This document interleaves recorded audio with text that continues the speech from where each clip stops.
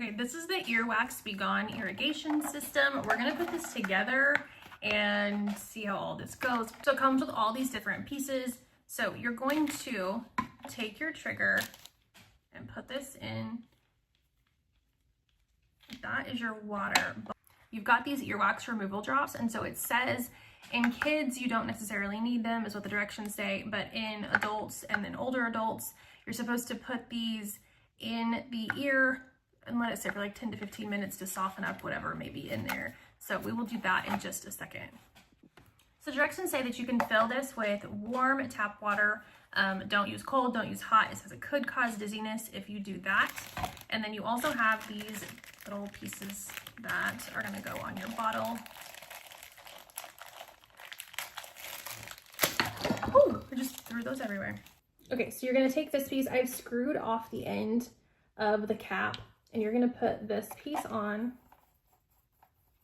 This is so that you can put it in your ear. And then you're gonna take one of these orange caps that I threw everywhere, and this is gonna get pushed on the tip. Okay.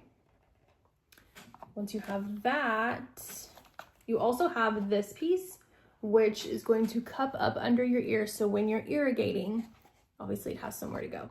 Okay, so I have my drops open. It says we're gonna put 5 to 10 drops in our ears. You're just gonna tilt your head and do 5 to 10 drops, and don't put this down in your ear, and then let it sit for 10 to 15 minutes, and then you'll be able to do the irrigation.